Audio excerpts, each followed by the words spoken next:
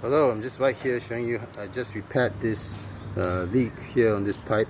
I had to cut the pipe with this pipe cutter, and actually when I connected it, I had to connect one side first, tighten one side first. But I had some problems actually because I couldn't tighten one of the sides, and this was because I didn't put the parts in correctly.